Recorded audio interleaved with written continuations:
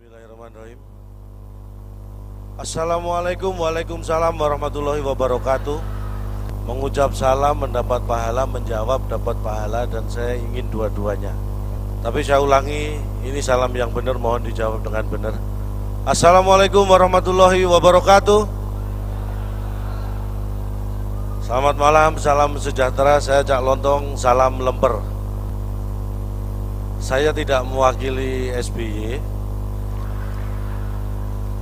Saya perlu sampaikan malam ini ada acara di Cikeas, tapi saya memilih hadir di Bidakara untuk PPI.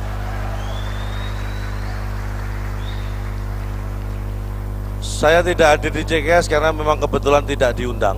Tapi yang jelas saya selalu ingin dekat dengan orang yang selalu berjuang, karena saya sendiri hidup penuh perjuangan. Kebangkitan dan perjuangan ini sangat melekat pada saya. Kehidupan rumah tangga saya, untuk bangkit saya harus berjuang dulu. Saya ingat betul Indonesia ini memang bangsa yang kuat, bangsa yang besar. Kalau tidak kuat mana tahan kita dijajah 350 tahun. Itu menunjukkan kekuatan Indonesia. Apa karena kita tidak pinter? Bukan. Kita bangsa yang pinter, bangsa yang hebat. Hanya kurang efektif. Ini menurut survei saya.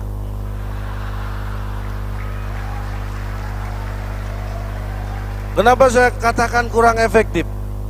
Kita bisa bangga dengan semangat dan bambu runcing kita bisa mengusir penjajah. Padahal yang namanya Belanda, sekutu itu punya persenjataan yang lebih hebat. Tapi justru itulah kekurang efektifan kita.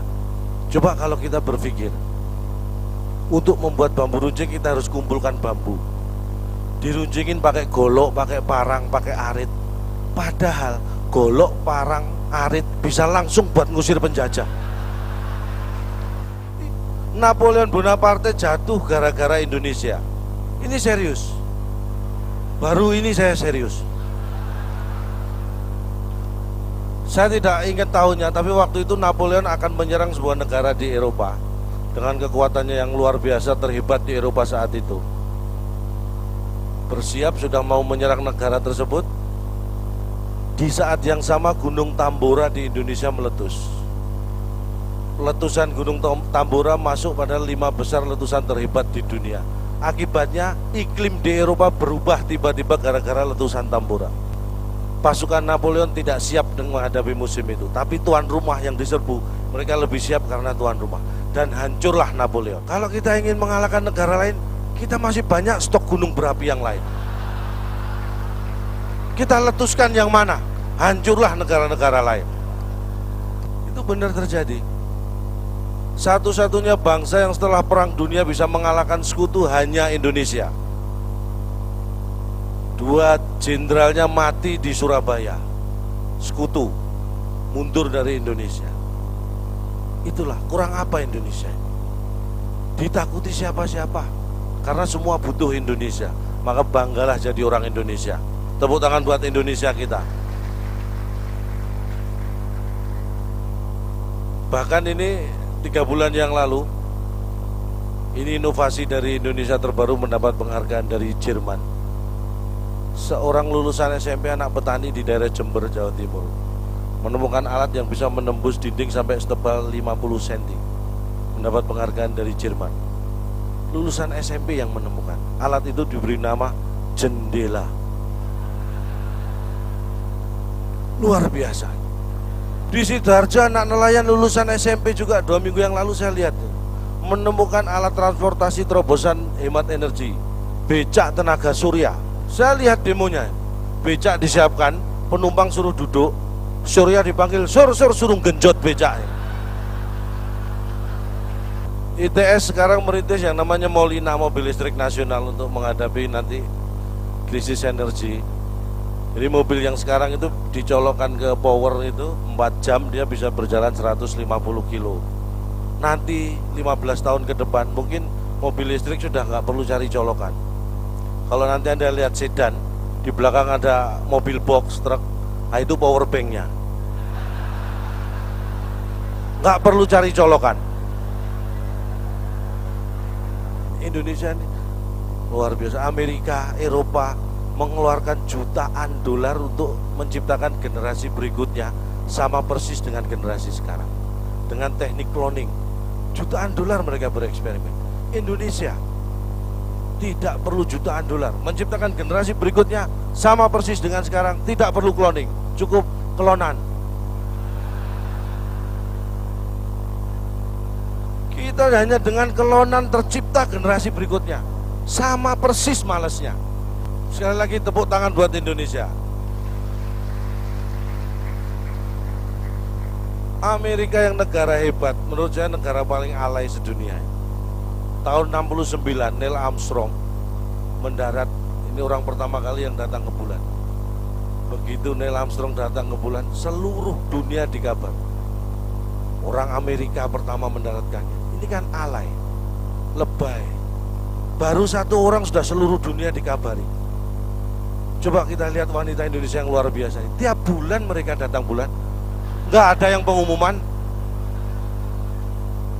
ya kan? Neil Armstrong baru satu orang pengumuman. Di kampung saya itu ibu-ibu sore-sore rombongan pakai baju rapi. Saya tanya ada 15 orang. Mau kemana bu? Mau nuju bulan. Loh, nuju bulan aja kita ibu-ibu rombongan. Gak ada yang pengumuman sampai ke luar negeri. Itulah hebatnya Indonesia. Dan mudah-mudahan kita tetap diberi kekuatan, karena modal utama kita adalah sehat. Alhamdulillah semua yang berkumpul di sini sehat. Jadi pesan saya pada sesama perokok yang pejuang ini, jangan pernah takut mati kalau merokok. Kan ada korek, bisa dinyalakan lagi.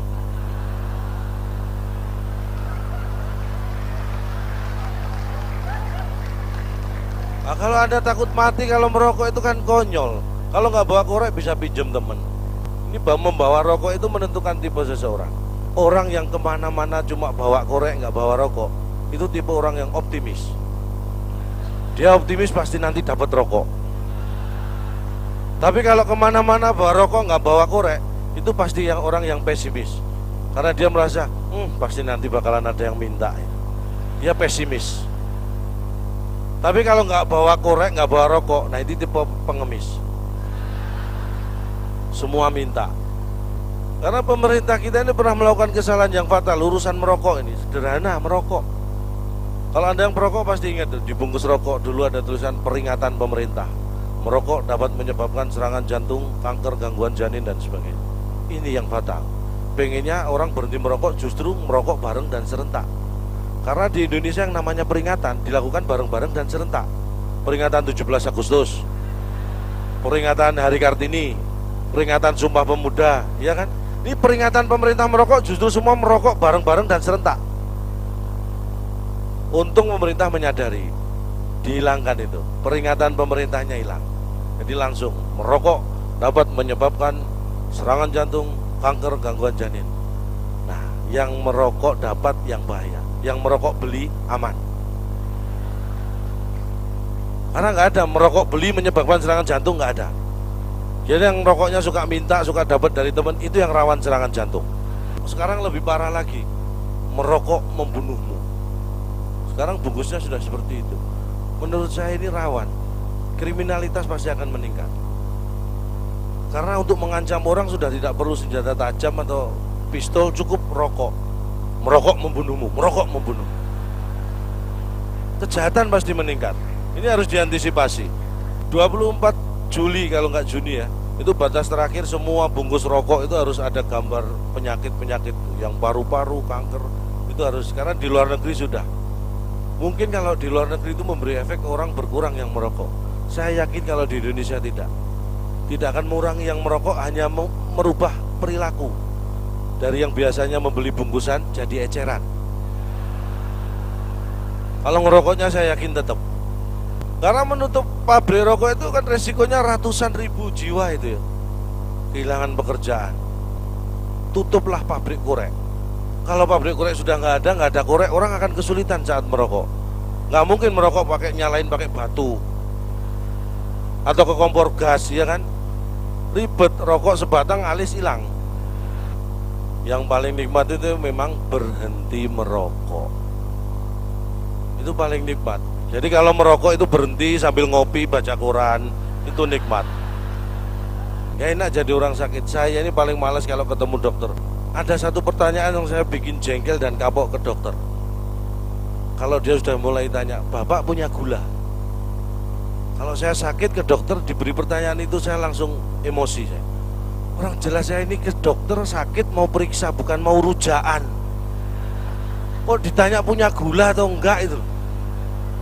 Ini dokter kan menyampuri urusan dapur saya. Saya mau punya gula kayak punya garam kayak kan urusan saya. Saya melihat Anda ini orang yang sabar.